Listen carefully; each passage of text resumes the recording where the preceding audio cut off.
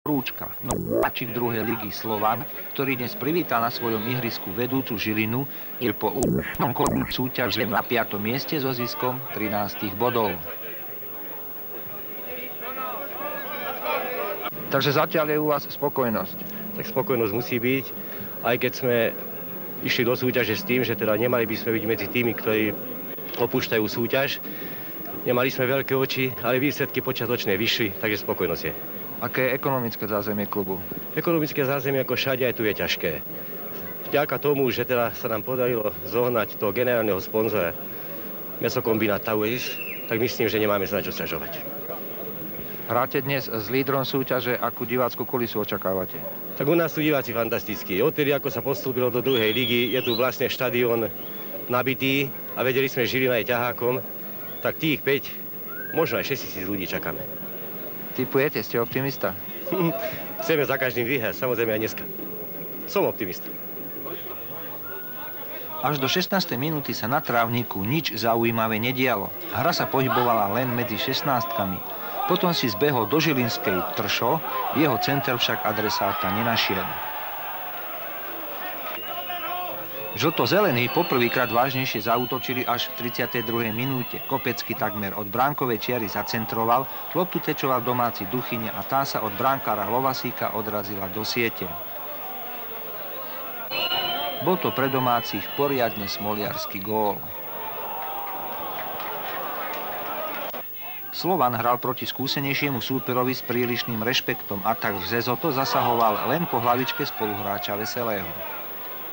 V závere prvého polčasu si na Vlčekov center nabehol Varadín, domáci brankár tentokrát zachránil. Obraz hry sa nezmenil ani po prestávke, center domáceho Lohyňu odvrátil Veselý. V 59. minúte opäť zaútočili hostia, Nemčík vnikol do 16-ky, ideálne nahral Varadínovi a Žilina viedla už 2-0. Pekná spolupráca Nemčíka s Varadínom znamenala dvojgólové vedenie hostí. Potom sa šikovne prekľučkoval do 16-ky hostí Borgoň, Nemčík ho spauloval a Rimavská Sobota mala výhodu pokutového kopu. Pisár znížil na 1-2. Pisár premenenou 11-kou vykreslal domácim iskierku nádeje. V samotnom závere však najskôr Masarovič pridal tretí gól hostí. Bola to pekná strela pod brvno. A v posledných sekundách Lohyňa už len znížil.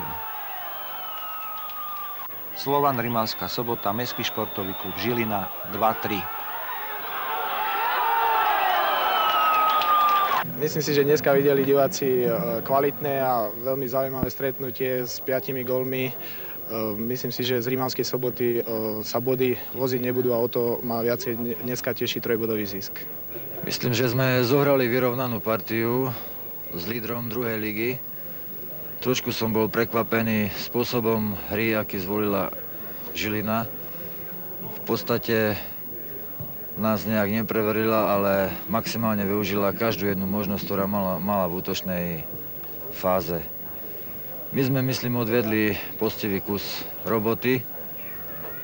Škoda, že sme nevedeli sa presadiť viac v osobných súbojoch, najmä v prvom polčase, keď sme mali, hádam, trošku naviac oproti súperovi.